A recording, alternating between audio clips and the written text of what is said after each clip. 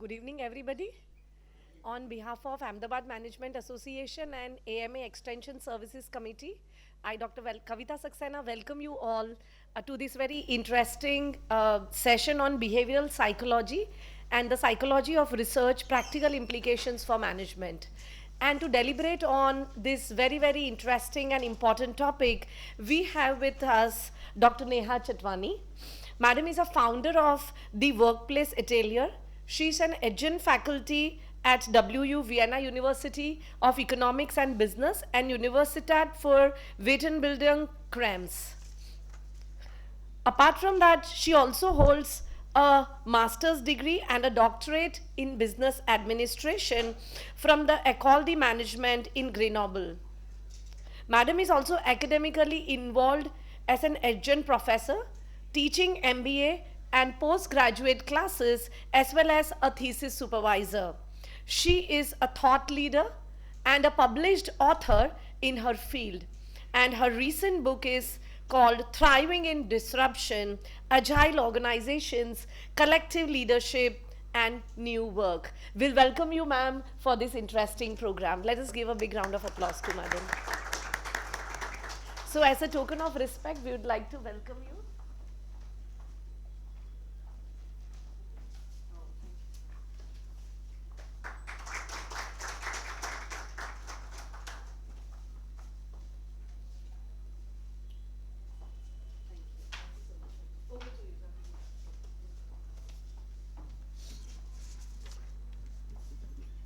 Let's get started. Let me start by saying it's a great pleasure and delight to be here with you all. Thank you for coming out on a Friday evening to listen to an unusual talk about the research in behavioral psychology and the psychology of research and practical implications for management. That's a pretty long title to chew through. Let me start with a story.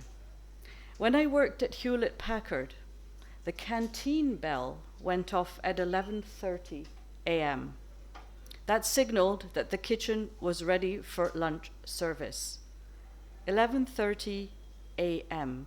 in a place where most colleagues trickled in around 9:30 a.m. over the coffee pot, of course. So that's the time they were having breakfast, not the time they were starting work. So at 11:30, when the bell went off to signal that the canteen was ready for service, it only took a few moments for most of us to start looking at each other and wondering when we were going to go for lunch and with whom. And honestly, I could not help believing that we were in some kind of awkward behavioral psychology experiment, which had nothing to do with hunger, but maybe something to do with the conditioning of Pavlov's dog. Does everybody know about this experiment with Pavlov's dog? Let me remind you, you've probably heard it somewhere in context or even studied it, but cannot remember the details. So let me just jog your memory. So, this famous experiment on Pavlov's dog. Let me give a moment to everybody to find a seat because there are plenty of seats still. So this famous experiment with Pavlov's dog is actually the foundation of modern behavioral psychology. Pavlov developed the idea of classical conditioning. Working with the dog, he linked the dog's natural reaction to what he called a conditioned reaction. The natural reaction of the dog was, remember, every time the dog saw food, salivation, right? A drooling dog. It's a natural reaction. Dogs cannot control this. So every time he presented food to the dog, he rang a bell.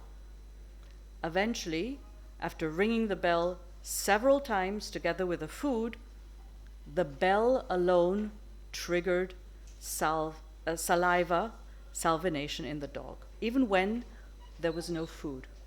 Remember that experiment? So what he actually did was he conditioned an unconditional trigger stimulus reaction.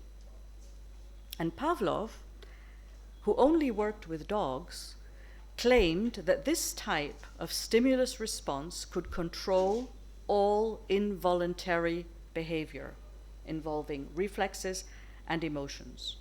That was his theory.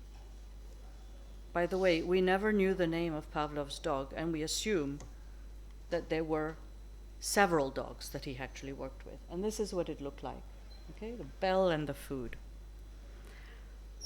As I mentioned earlier on, Pavlov's experiments were all conducted on dogs. It was assumed that humans would have a similar reaction.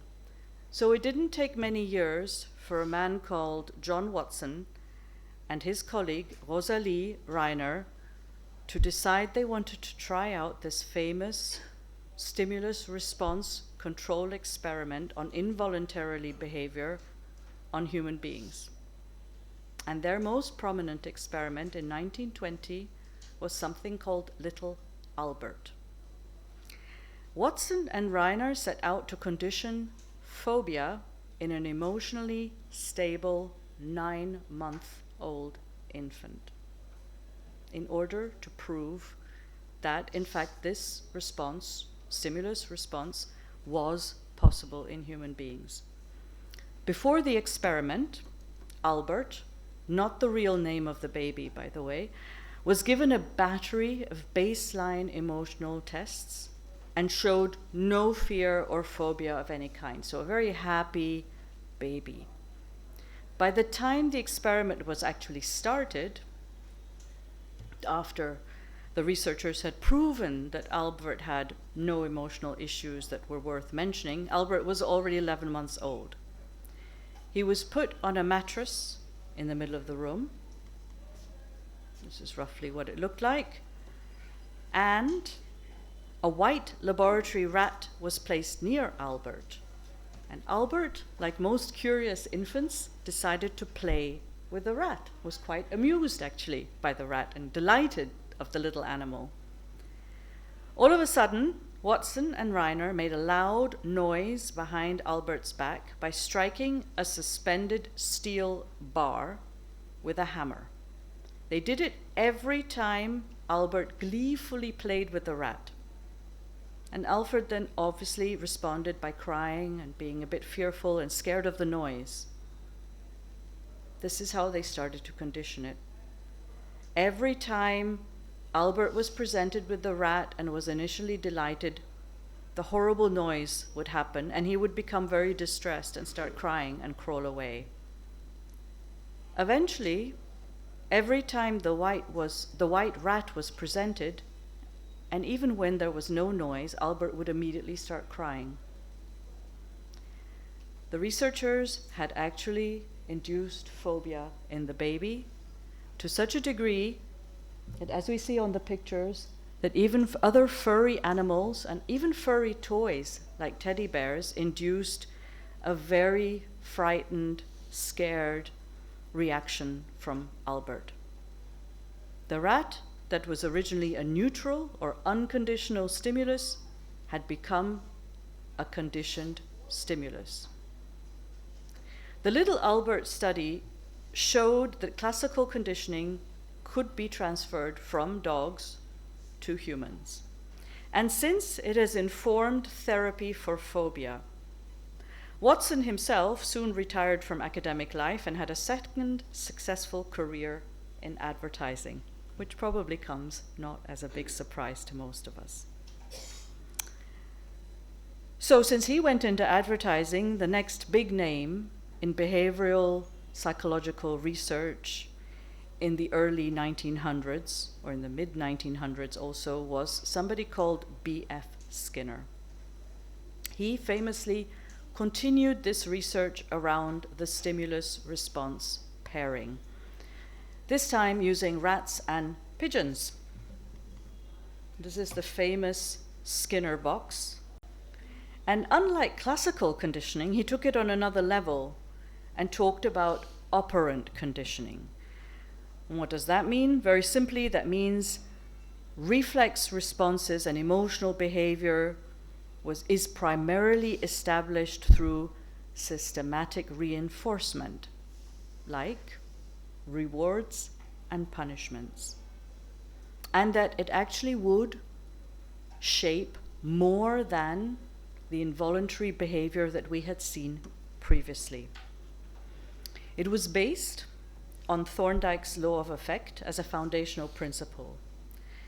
So Skinner's idea was basically that all or most behavior, at least, will be shaped by positive or negative reinforcement, and that the schedule of this reinforcement actually mattered, right? So it wasn't always receiving the candy, or it wasn't always about receiving the punishment, but there were different kinds of time sequences that could be used. Now, let me say to you that if this is sounding very abstract to you, we use operant conditioning all the time in our world, most times without realizing it. If I think of school grading and learning systems in general, rewards and punishments seem to be key. We don't focus so much on using mistakes as an opportunity to learn. We decide rather to punish it in order to somehow eradicate that behavior. Very strange, if you think about it. Think about counting the number of likes on social media. Who hasn't counted the number of likes on social media? Again, that comes from the notion of operant conditioning, right? The likes are our rewards. They're the candy on social media. They encourage us to post more of the same, right? I'm not going to ask who hasn't done it because we've all done it. I know it. So, think about entire corporate performance management systems. How often can you get promoted? When will you be rewarded for your excellent performance? What is excellent performance at all, right? All operant conditioning. We see a lot of it. Even modern parenting books borrow from this insight, right? None of them say, hug your child and love it no matter what. They all investigate, when should you punish and when should you reward? Operant conditioning. And remember, Skinner worked with rats and pigeons. I'm just saying. So behavioral psychology has essentially been about learning. This is how behavior is formed. Learning is an individual's history of interactions with the environment. That has been the postulated premise or working ground for behavioral psychology. The sole focus of this research has been, how can the environment be manipulated in order to stimulate the appropriate reactions in individuals, the learners? How can we shape behavior? In this sense, research in behavioral psychology considers the subject or the learner or the individual as tabula rasa, a clean sheet, void of any kind of reference to internal mental states, consciousness, or even spirituality. And if you're feeling a little bit shocked or uncomfortable at what I'm saying to you, please feel that way, because honestly, that is what it is, and it's questionable ethically as well. It is assumed that the person, that individuals, that human beings are primarily influenced by the environment. That is the foundation of behavioral psychology. Later, behaviorists proposed that perhaps learners, individuals, human beings, also affect their environment. And Bandura famously conducted the Bobo doll experiment in the 1960s to show this. He showed basically that children can learn aggressive behavior simply by watching others, mainly adults, and this emphasized the importance of role models in shaping social learning behavior. So if children watch an adult being aggressive, it is highly likely that they will mimic it. But still, here again, Bandura left out the fact that not all children will mimic it, and we actually don't understand why. So yeah, that's the famous Bobo experiment, right? So psychology, in its quest to be recognized as a true science, has reduced people, human beings, into stimulus-reaction formulas. so that they are measurable, because science needs to be measurable, repeatable, and quantifiable. And this has led to some severe lapses in ethics. Little Albert, case in point, I actually don't know what became of little Albert. I don't even know whether little Albert ever was able to mend the phobia that was induced in him as a baby. Behavioral psychology emphasizes the role of learning and observable behaviors. But I do ask myself, are all behaviors observable? Are people not just much more than observable behaviors? And the caveats in this approach of fundamental behavioral psychology are obvious. That objectively observable behaviors can be isolated from thoughts, emotions, from your consciousness, ethics, spirituality is questionable. And the fact that the hypothesis of research are often formulated from animal experiments. So I have explained a little bit about the foundations of behavioral psychology, and yesterday I had a long conversation with a professor of psychology from Australia who said to me, behavioral psychology and organizational psychology and all that is basically on going south. Nobody's interested anymore in that. The focus nowadays is more on neuropsychology. So we've shifted maybe the focus from animal experiments to watching brain waves. And we've decided to deduce from these where emotions take place and where behavior takes place. And that's a bit problematic as well, because brain waves are measured through nodes on the surface of the head. The entire brain is not actually being seen in that process. And in fact, a large part of the brain that is behind the nose is actually we don't know what goes on there, because there's no instrument that we can actually put down there to measure. You cannot stick it up the nose, you will kill the person, and neither can you stick it through the head. And I once listened to a fascinating lecture by an olfactorial expert, which is about smelling, and we actually don't know how human beings really smell at the end of the day, right? So okay, it's fair enough. We've moved from the stimulus reaction of dogs, rats, and pigeons to brain waves, but in fact, the caveats remain very much the same, just maybe a little bit more sophisticated. Maybe the pictures are more colorful with the brain waves. And this issue remains with us beyond the stimulus reactions that we have seen in the very beginnings of behavioral psychology. Having said it's the beginnings that went on until the 1970s easily. Let me talk about two other areas that I know cause a lot of interest and fascination in the world of behavioral psychology, and the experimentation and research that takes place behind them and how they are applied. Intelligence tests and personality tests.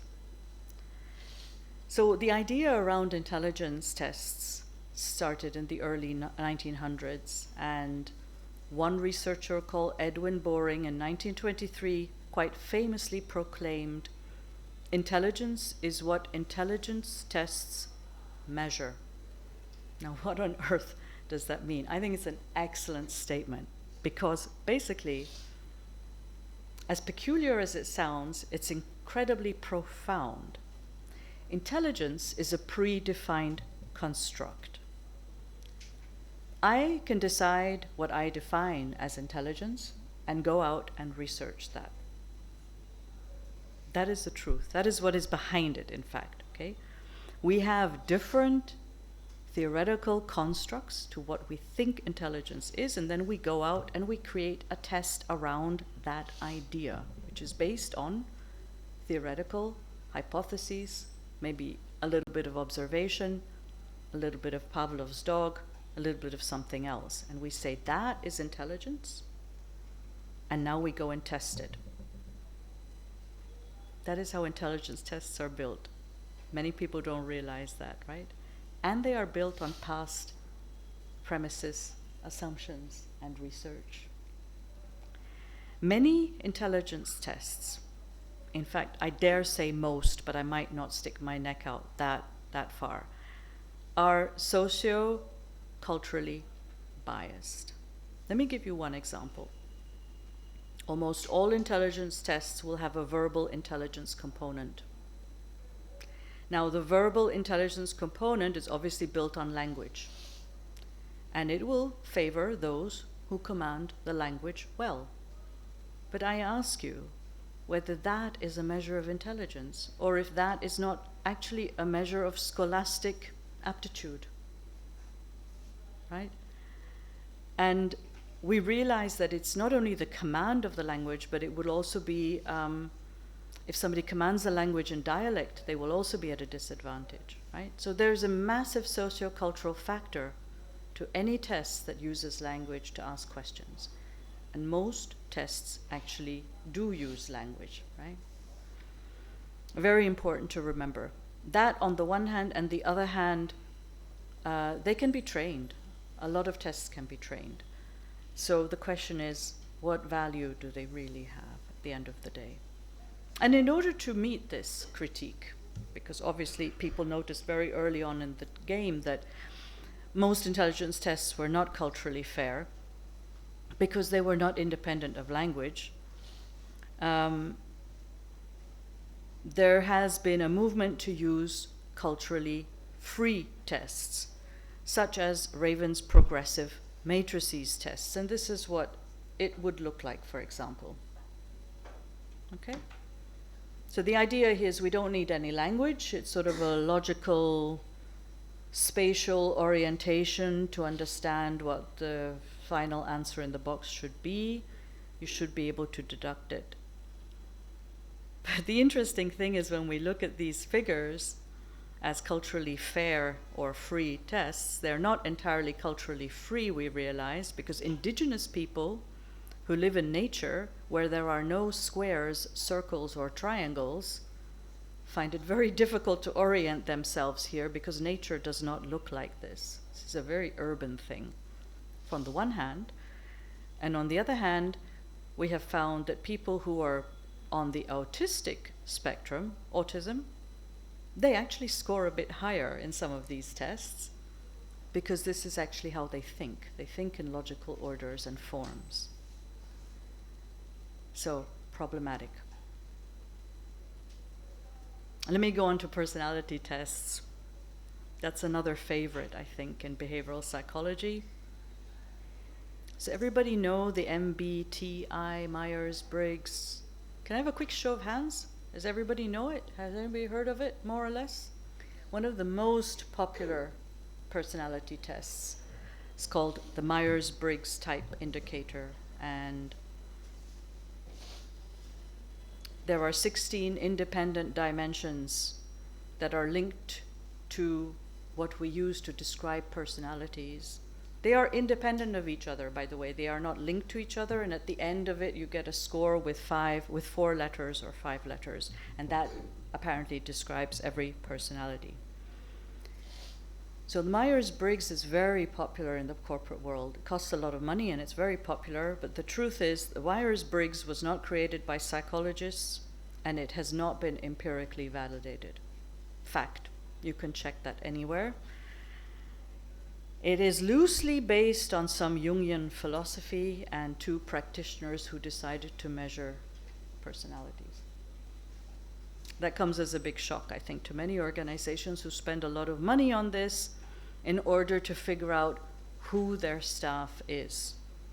There is no predictive value for MBTI, at least not statistically.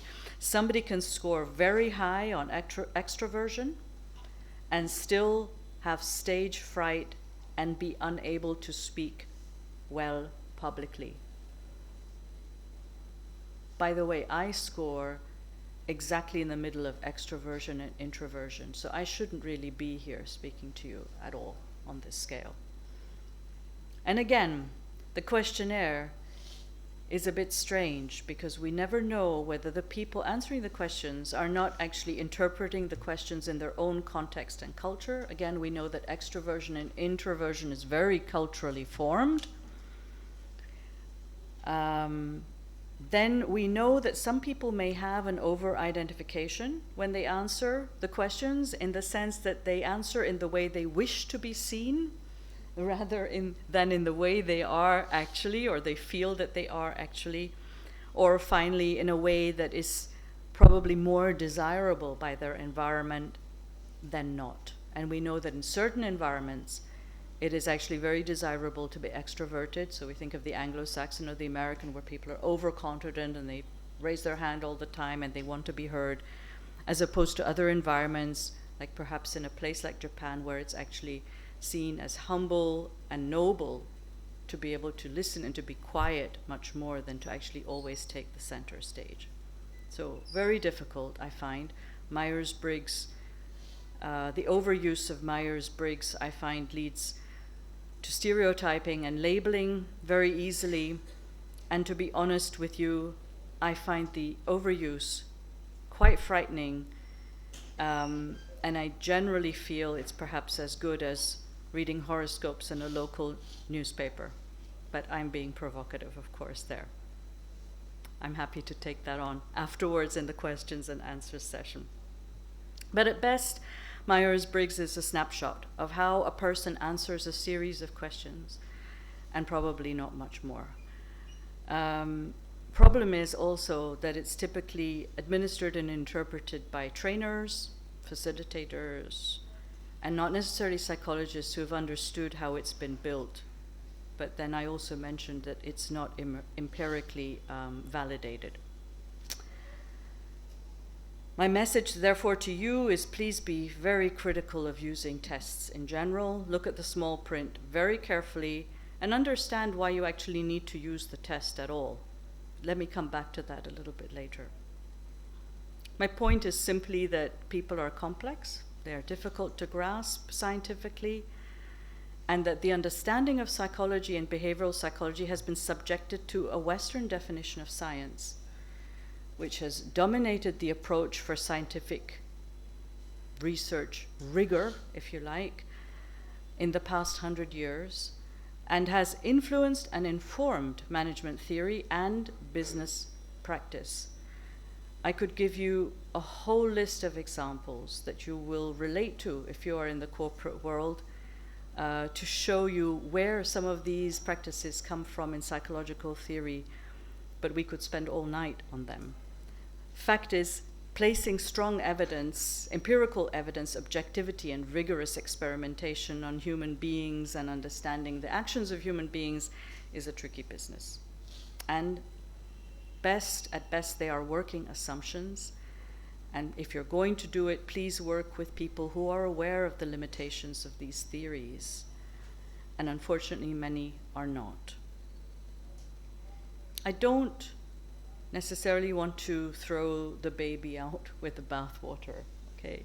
There has been some merit, of course, in behavioral psychology research, in the sense that we have started at least a discussion about different kinds of constructs.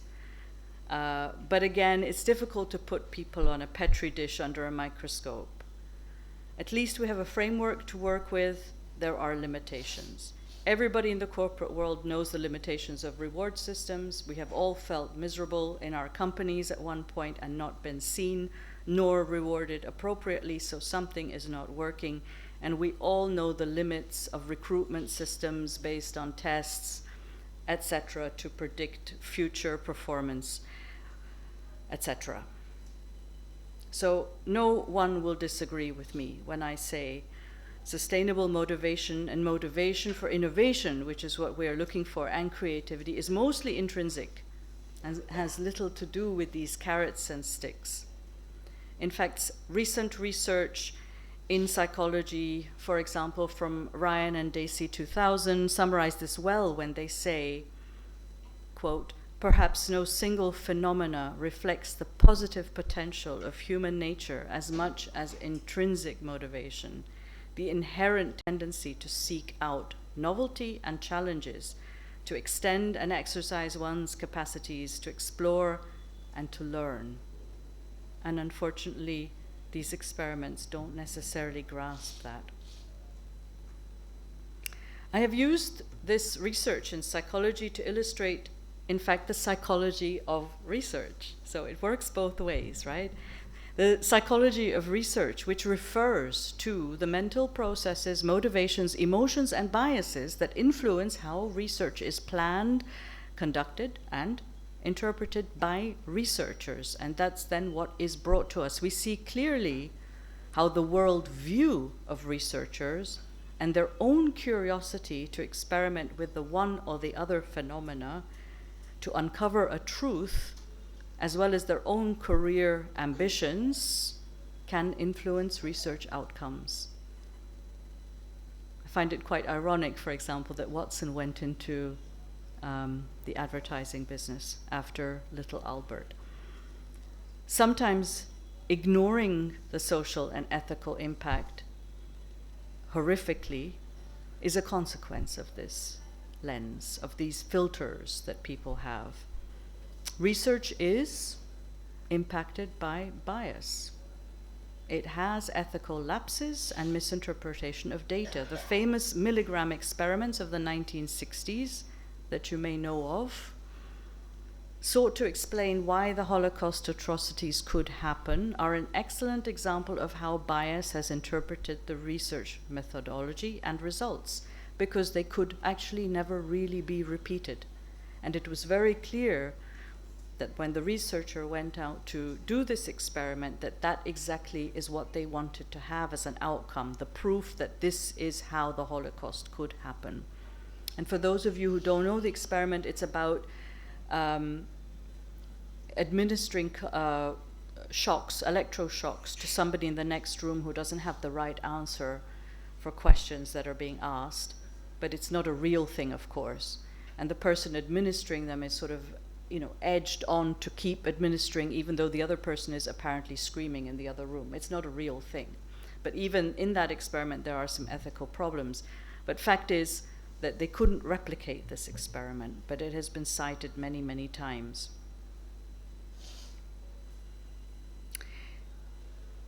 In addition to all of this, what we also have to say is that there is significant pressure in academia to produce results. Nobody is interested in an experiment that doesn't produce any interesting results, right? And those of you who are doctoral students or in the academic field know exactly that there is a certain pressure to produce something interesting. And that pressure is high and competitive. And this can also unwillingly fuel confirmation bias, favoring expected results, influence data selection and analysis, influencing reframing research questions, and also the selection of literature and hypotheses to make your case, right? So there is a big case of confirmation bias in research as well. And by the way, researchers are human too, so what I am outlining to you about their worldview bias and their filters is, of course, a deeply human issue. And no one is above bias. The researcher, the reader, those who are applying. But the awareness of this bias is important. We do assume, of course, that the work we do is steered away from it, but we must be prepared to flip our worldview sometimes and be challenged.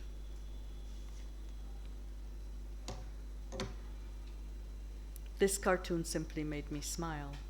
So what if Pavlov's dog was actually the one who was engineering the experiment? How would that have changed our view of behavioral psychology? Here's a dog telling the dog friend, "See what I can make Pavlov do." And all along, Pavlov thought that he was in control of the experiment.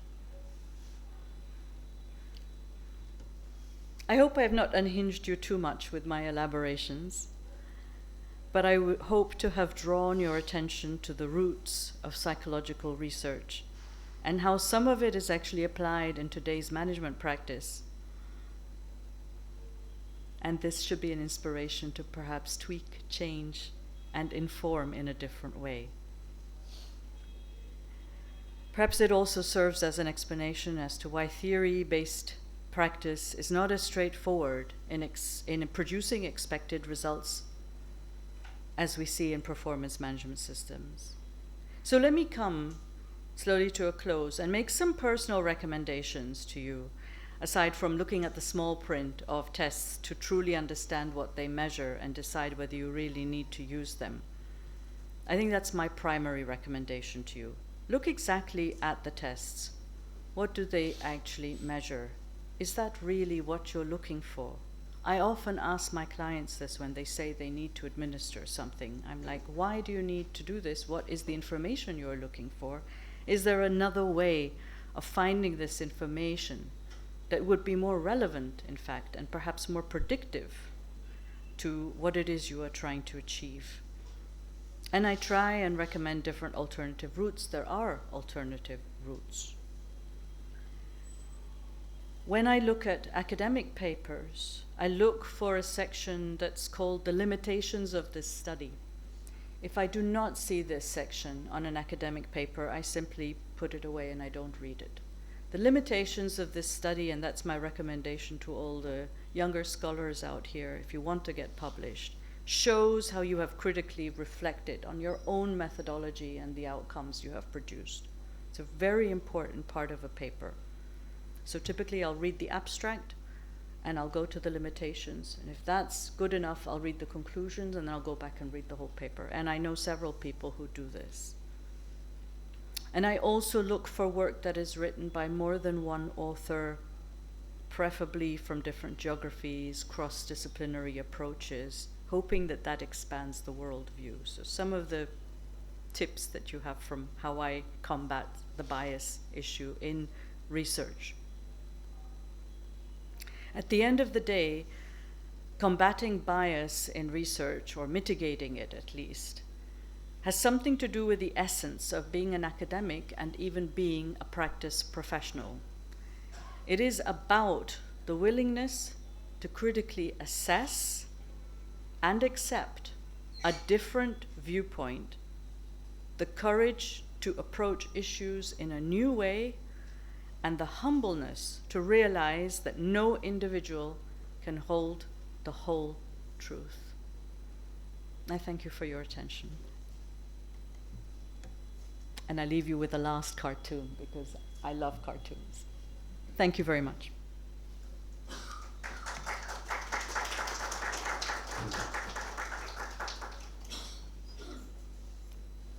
So I think we can have some questions if the audience wants to ask something or add to what has been already discussed.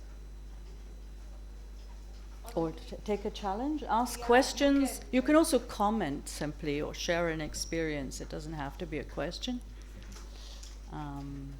Or add an experiment that confused you and you want to share. It's also possible because I know some of you are well read in this field as well. Yeah, sure, go ahead. Yes, would you introduce yourself to me, please? My name is Amarjit Suryavanshi. Thank you. Hi, my name is Amarjit Suryavanshi. I'm a business management consultant. I also conduct some corporate training programs from time to time. Now, why do you feel that Watson's move from studying behavioral psychology, towards advertising comes as a surprise? No. Isn't it more of natural? Yes, I totally agree with you. I'm tongue in cheek when I say that, right? It's not a surprise at all. One is manipulative, and so is the other. Yes. Yes. On a mass scale. On a mass scale. No surprise at all. Yes. No, tongue in cheek. It's perfectly natural. Wonderful career, right? In fact, who knows? He may have been more successful. That I don't know, but I'm sure we can research it. Yeah. Yeah, because advertising is very much about manipulative behavior. Yes, right? it is. It can be good and bad, by the way. I say this without judgment, right? Yes. Because advertising can also be about socially important topics like environmental care and so on, right? Yes. You can also use that kind of manipulation. Yes. But it can also be about buying toothpaste that you don't need. Yes, and on a mass scale, it may have proved to be more rewarding as a career. Oh yeah, he definitely so since made more money. Since we are talking rewards and punishment, it would have been, maybe, chances are that it may have been more rewarding. Thank you for picking that up. I meant it really in tongue in cheek. No, it's not a surprise. Yeah.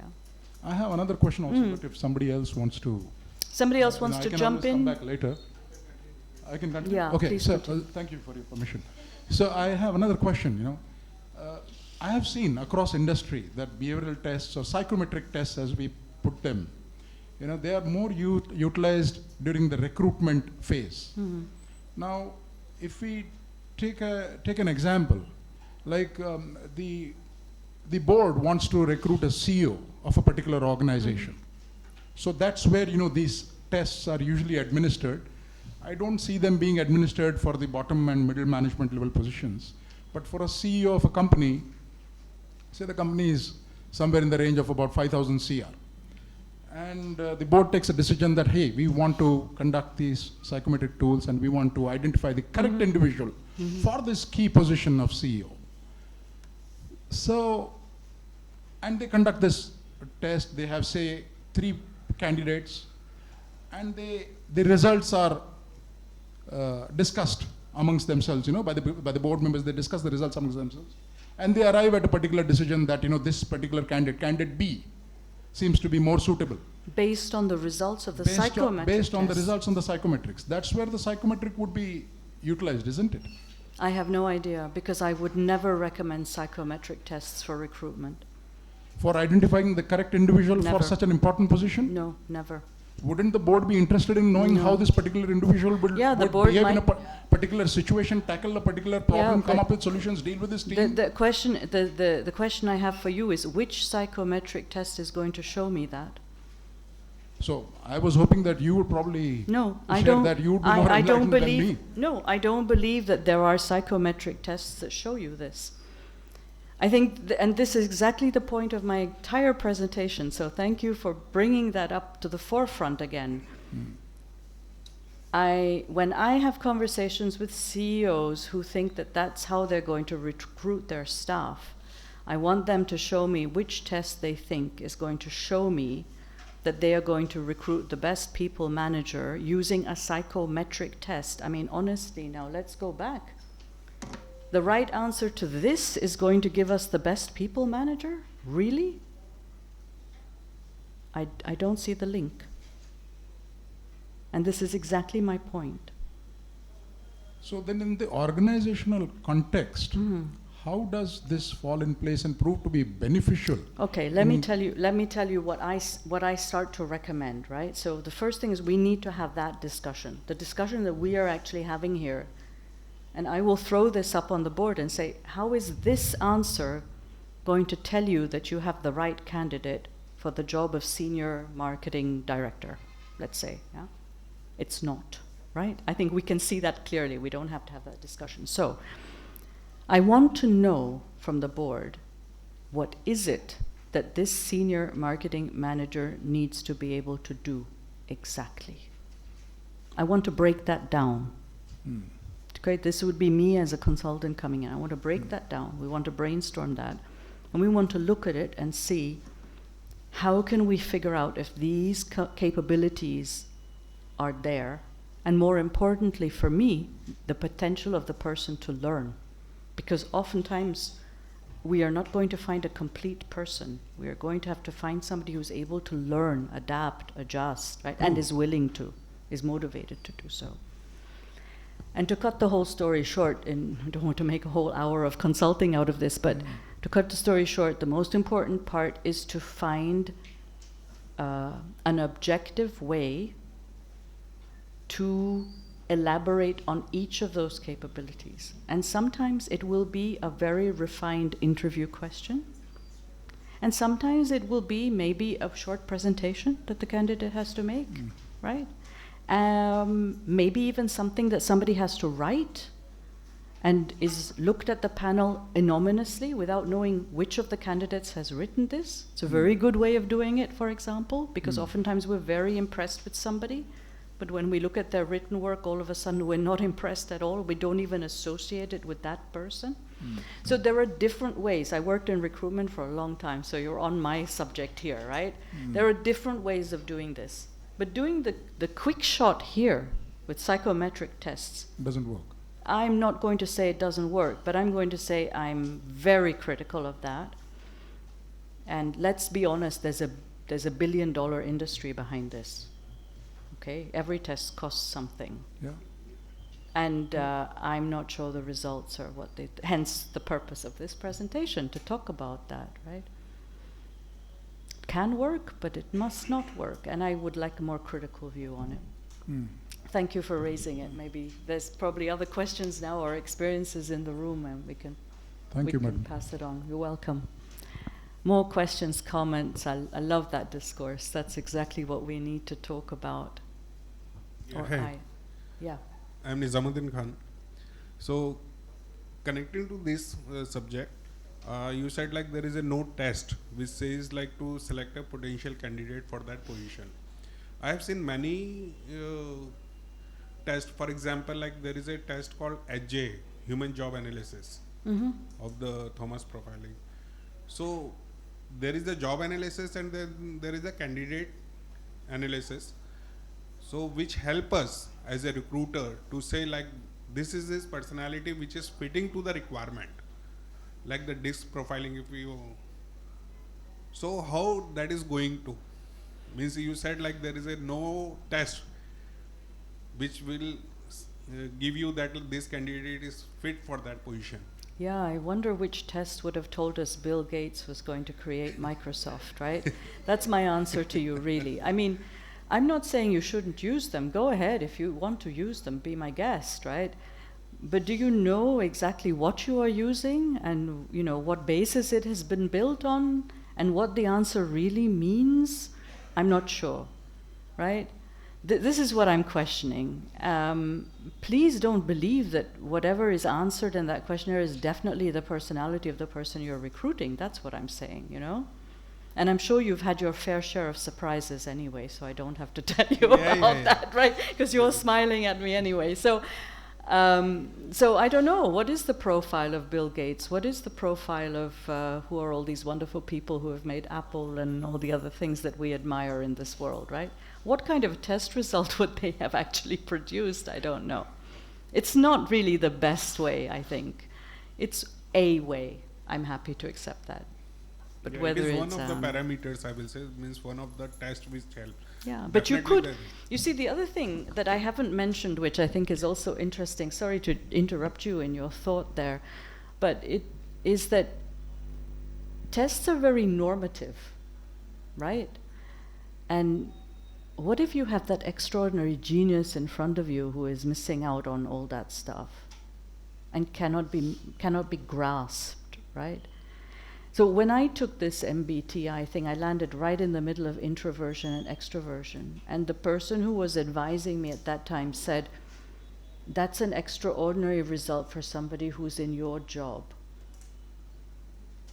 I thought to myself, why? I can be reflected and I can also go on stage. I think it's a perfect result.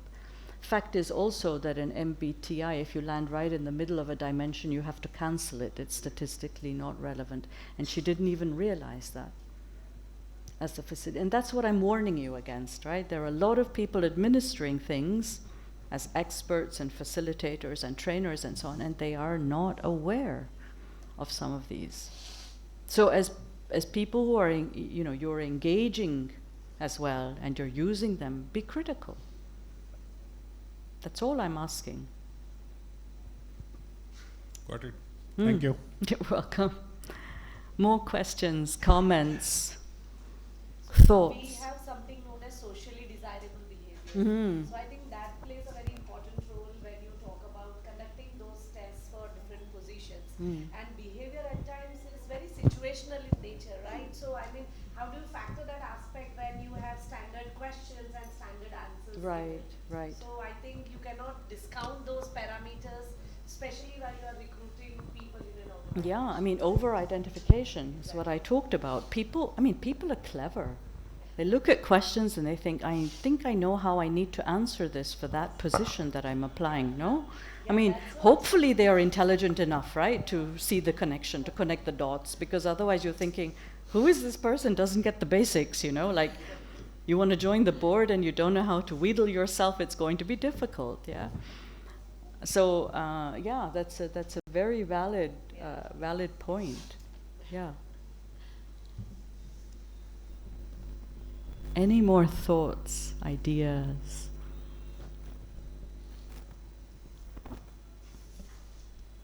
This entire silence, I don't know whether that is now because everybody is tired, or because they're exhausted, or I've irritated them so much. Yeah, one more thought here. Hi, this is Pinky Panchal. Ma'am, I'm doing research on psychological contract of reward effectiveness of academicians across Gujarat. That is university level. I'm doing research.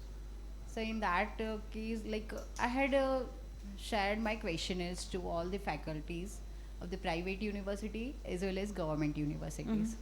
As I'm already working as a government officer, so the government officers are given their clear view. In their questionnaires, we can find that whatever their reward systems we implemented, they are satisfied, not satisfied. That crystal clear picture I got. But in when things come to the private universities, people in person when we are interacting, that time their reviews comes fact, whatever their frustration or their promotion policies, and they are not satisfied. But the same person, when we send that, we will give you the question because we also need some proof Yeah. to present in our DPCs and all that. So that time that results comes something differ, which we actually need to represent, and that's why we are doing this research. So what's the reason behind that? Why? I don't think, because we know that we never disclose anybody's identity in our research. So what is the reason behind that? Come on, you're a research scholar, so Yeah, ma'am. Actually, what do you think?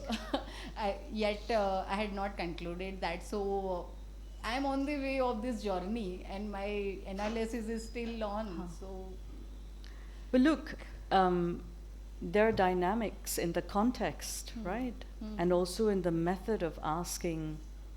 Different methodologies will yield different results, as you know, right? So that's why I said you can also choose your methodology as a researcher and almost guide your result in a certain direction. You shouldn't be doing it, but it happens, of course, we know, right? So first of all, in your theories, of course, the psychological contract is a construct that you have to define, right, very precisely in there. And you might find, in fact, it's just very dynamic. It's not such a one-way thing, it evolves as well, right? Context will play a big role. true. A big role, yeah. Yeah, but that whenever interactions and observations are there, it shows that in private field they may be, like, you can say 70% get satisfied, 30% not. But when it comes to the like documentation, that time that result will be vary. So like In which direction does it go? That there are more people not satisfied?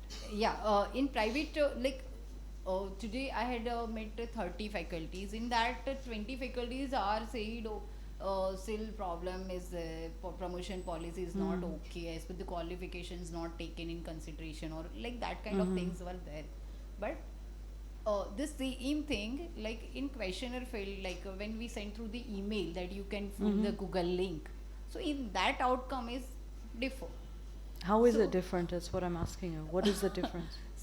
Differ is like that it shows that it's point like you can say that that is a positive results are there, they are satisfied with their current institution, and those who are like very few those who are not satisfied, they said neutral. Okay, so I have a proposal for you.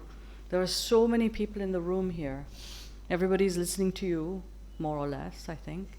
And so if anybody has an idea for her as to why the results are skewed in this way, please either speak up now or let her know afterwards. Do you want to respond, or do you want to ask a question?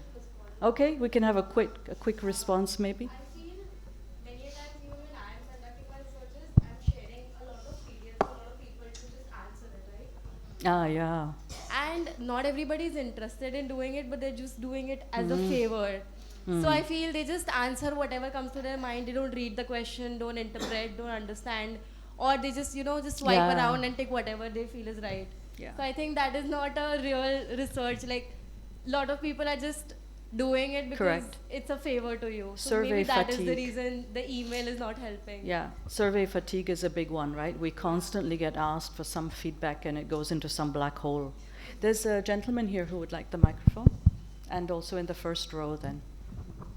Yeah, one of the reason could be, I'm saying that it's a fear factor.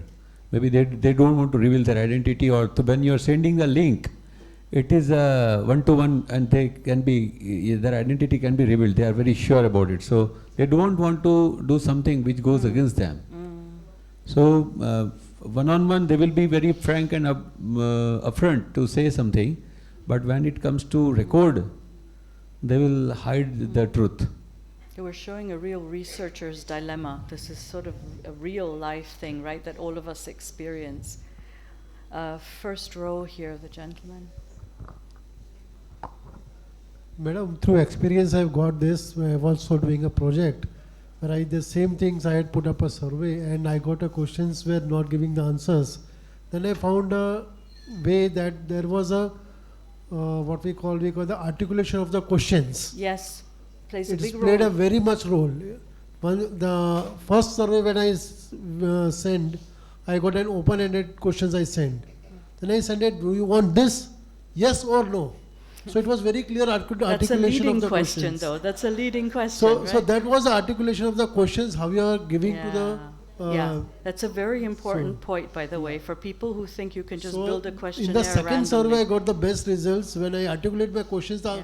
questions were the same, only the articulation was different. Yeah, And, and the results also- I got what I wanted. And also, normally, and I suppose you have done it for your research, you have to pilot your questions exactly for that. So proper research involves making sure your questions really question what it is you're trying to get, right? And looking at. And one more perspective to this when you do a doctoral research, because it spreads over a period of 3 to 4 years, it is advisable to use qualitative and quantitative research simultaneously. If For example, possible. if you feel that the questionnaire is not giving me the expected outcome, you can also have something like FGDs, right? These are focus group discussions Sure.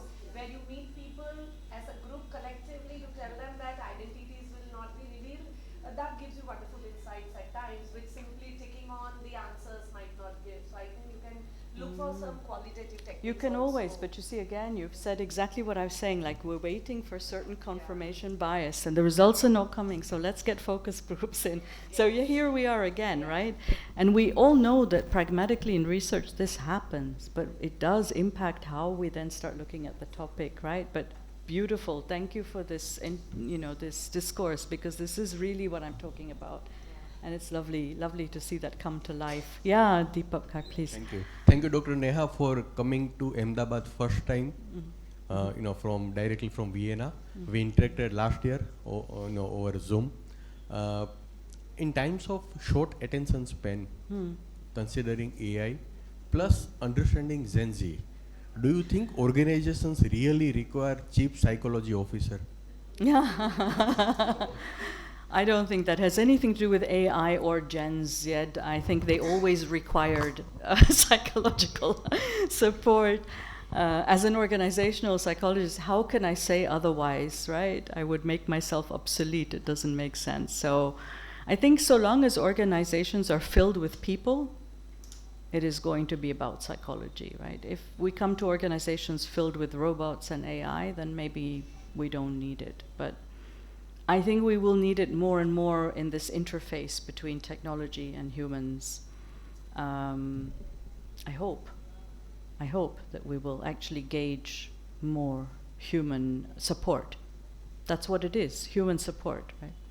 Yeah, good question. So, Well, let's Dr. see. Neha, this reminds me of an article which I read few months back, which said that I think it is Finland which has created a new position in the organization, and the person is known as an happiness coach. Oh, right, yeah. Because there is so much of workplace burnout and stress Right. that they have really created a position in an organization that there will be a happiness coach, Happiness coach, who yeah. will ensure that people are happy at workplace. That's a high expectation. And there was a joke also which said that, generally we write a mail saying that, I'm not well, so I'll not come to work today. So let us start practicing that I'm very happy today, so I don't want to come to work and spoil my mood. Exactly. Right, so that's what Gen Z can do at any point of time. Yeah, Gen Z is going to teach us quite a lot, I think. Yeah, and I think I'm going to join the Gen Zs. I've decided I'm joining that group. Wonderful. Any other questions or comments? Yeah, let's have the microphone. Anybody at the back actually want to say anything? Everybody's very quiet. Okay, and then there's another lady here, please, as well, afterwards. Okay, yeah. So continuing further on the lines of happiness, so we are offering a 2-month program to increase happiness in the organization at all levels. Can we come? I can offer it. Yeah. So we are already doing that. Great. Who is we? I have a small team of experts with me. Okay. So we are offering a program for 2 months to build the happiness levels amongst employees. Okay. You're offering it to corporations? To corporates, okay. yes. To all corporates. Right. So my services are focused towards Yeah, fine. So that's one thing. Secondly, one small question comes to my mind, inquiry. And on one hand, we know that human beings are highly complex. Mm-hmm. And situations are also changing by the minute. Mm-hmm. On the other hand, we are being critical of psychometric tools and psychological research practices and the way they are being conducted and the way the questions are being answered by the participants. So how do we bridge this gap? How does this work as a solution? Or does the bridge fall through? If I had that answer, I'd have the Nobel Prize. Can you come again? If I had that answer, I would have the Nobel Prize. I think we all have to find different ways. I don't think there's one answer to that. There are different ways of doing it. Because this happens to be the greatest challenge. Right, it is, yeah. I would like to offer this as a solution, but then I'm unable to do so because the results are, there's a question mark on the I think results. there is not one solution. That's the only tip I'm going to give you. I think there are different ways of bridging the gap. That's all I'm going to say. Okay. Don't look for one solution. There's no one solution. Lady in beautiful orange top. Hello, ma'am. Good evening. Good evening. It is really wonderful to be a part of this program. Though I don't know a lot about psychology, yes, but I could relate with something which really reinforced with something which I'm working on currently. That is, wish to be seen that way they are. That is desirable in the ecosystem. So every individual person wants to be very desirable. And that is something relates and which I'm working on is as a coach is on behavioral communication ecosystem, that people always want to say the right things and the real things. So I could really relate this with that, and I just wanted to share this with you. Yeah, social likes. Yes, exactly. It's a huge, it is. interesting topic in the world today. We Yes. all want to be socially liked on social media. Yes. And otherwise we live in isolation. It's a huge paradox in our times, right? Yes. Very interesting to investigate. And like you said that, yes, a person must be really, in terms of behavior, like the intention, social awareness, emotionally, very strong. But comes to communication and standing up on the stage is where the nervousness begins. Yeah. Yes. Great. Good luck with that Thank you so much. work. That's amazing. Thank you so much. Thank you.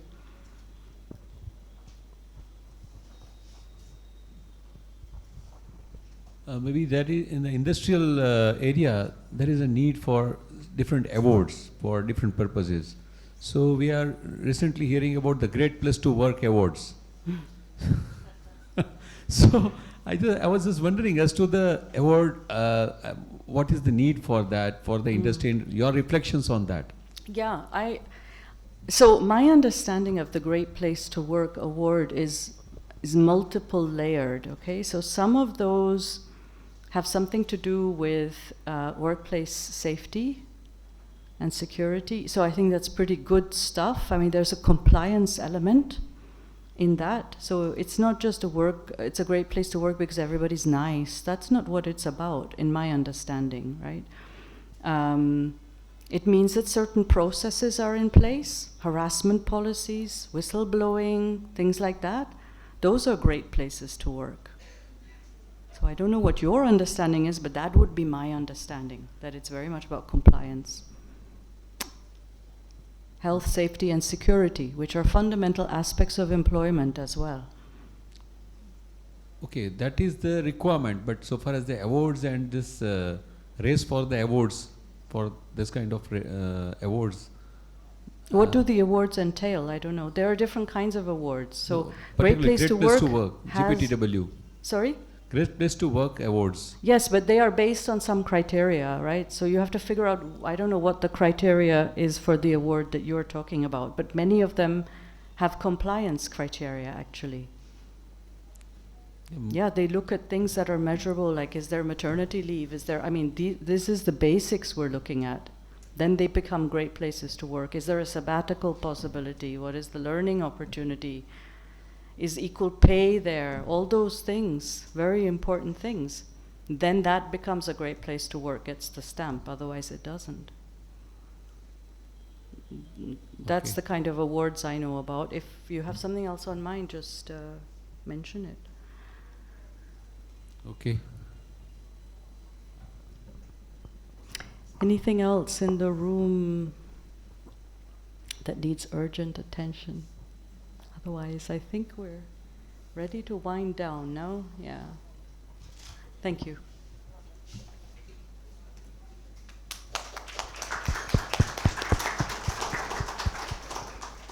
So thank you so much, Dr. Neha, for taking us down the lane right from Pavlov's experiments to the current age of AI and ChatGPT, where our brains are wired, we are more connected on social media but not socially.